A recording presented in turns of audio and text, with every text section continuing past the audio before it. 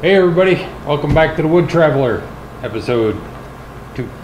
Alright, hey, we're here today with Drew from Rockin' H Woodshop here in Moore, Oklahoma. Anybody? Nobody singing? Okay. Oklahoma. Shut up, Ron. We've been here over the weekend.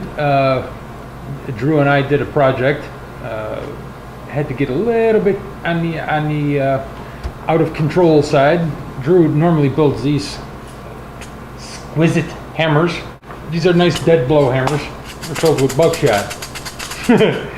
This one, the big boy here, I hope that's in frame. The big boy here is filled with, I think those are about 1/4-inch ball bearings. Yeah, probably so. Well, I can actually reach some here. I'll zoom in on those in a little while. But yeah, so we decided we were going to make Thor's BFH. And everybody knows what BFH stands for. So Drew, tell me, how long you been doing this as a Rockin' H kind of guy? Rockin' H started back in 2006, shortly after I got married to my wife. We moved to Norman, Oklahoma, which is just south of here, about 10-15 minutes, and there was just a little one-car garage that I worked out of. I've got some hand-me-down tools from my dad, and a one-car garage? Just a one-car garage. Still bigger than Brian Kidney's shed. No offense, Brian. But anytime I needed to woodwork, I always had to take my tools out into the driveway and just cook myself in the sun while I did a project. So usually by the end of the day, I had a pretty good sunburn. But after that, before we moved to this place, my wife's grandfather, before he passed, called us up and asked if I wanted his tools because he wasn't able to do woodworking anymore. So went up and picked up a table saw, bandsaw, a couple of workbenches, and after that, the rest was history. I started doing craft shows and then custom work, and now I'm here doing the podcasting. So it's just kind of grown from there. Now we're going to provide a link for his YouTube channel and his Facebook and all of that. You look down below. What do you think is one of your best projects? My proudest project has got to be my ultimate table saw cabinet. That thing is just a workhorse, and it's tons of surface area to work with, and everything is just so readily accessible with all the drawer storage that I have. And the moment I posted it on YouTube, I got thousands of hits, and I even had a couple of blogs written about me, one in particular by Steve Ramsey. John Hayes and Jay Bates also did a spot or two on me as well, and after that my channel just exploded. And let me tell you, this cabinet is something else. It's going to take a flatbed tow truck if he ever decides he wants to move it anywhere. What was the first thing you ever sold? Whew. I think the first thing I ever sold was a quilt rack, because that was one of the items in my craft show. But, yeah, I was going to say, you did a lot of craft shows too, didn't you? Mm-hmm. What would you say is like your biggest pet peeve? What really just trips your trigger? What just grinds my gears? What grinds my gears? The thing about woodworking and mass production has kind of ruined this for a lot of us.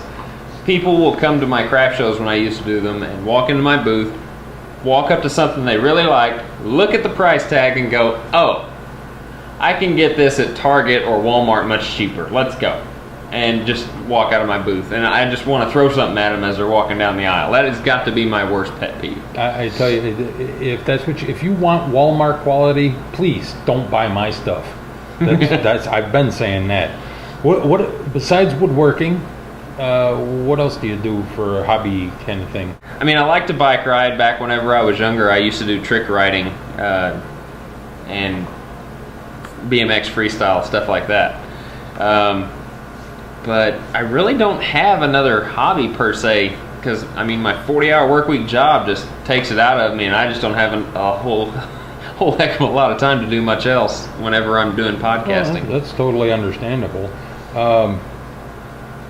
Now, without saying the norms, Oh, well, I said the norm. The norms. Who, if you had a chance to meet anybody, who would it be? Right now, I'd have to say I'd like to meet Jay Bates. He and I have been talking quite a bit, and we got a lot in common as far as the woodworking goes, and I just think I just relate to him pretty well. And I mean, anybody's going to say Norm Abram or Steve Ramsey because they're just the mainstream people, but I mean, there's a whole bunch of influential people out there, and I just think Jay's one of them that just turns my head in some of the projects that he does. Something about you that nobody knows. Now, actually, I know something about him that nobody knows. What he does when he's not in the garage. And this actually floored me. Tell him what you do for a living. I am a full-time radiology supervisor. Smile for the camera.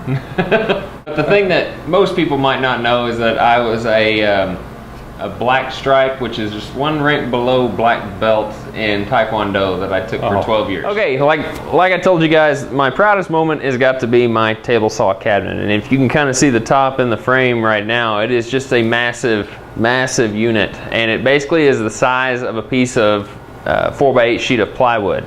The cart itself that it rides on is a 4x8 sheet, and this one is just slightly smaller. Yep, this end has the router table installed in it, and it has a JESSM lift.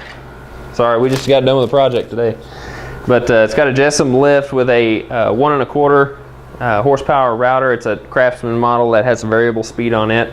Also has adjustable collets from 1/4 to 1/2. Over here is all my drawer storages for my bits. I've got 1/2-inch shank as well as 1/4-inch shanks up here. Just accessory drawers for the router there, and then down below is just every router that I own, and all accessories for it are down south. All right, so that's a look at his workbench, table saw, router table, Buick. Right here. That's good. That's good. Cadillac. It's definitely at least a small car. That's a look for that. I'm going to provide a link so you can actually watch the build, or you can see it, a complete interview of it.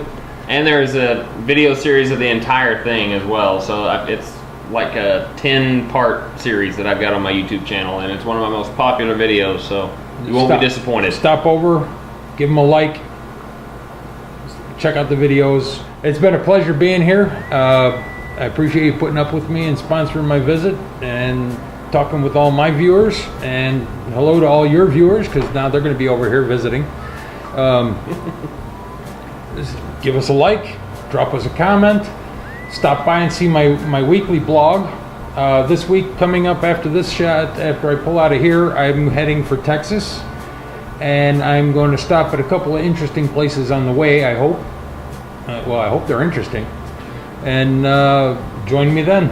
Until the next time, I'm Ron. I'm Drew. We'll see you next time. Bye-bye. 10 in, 10 out.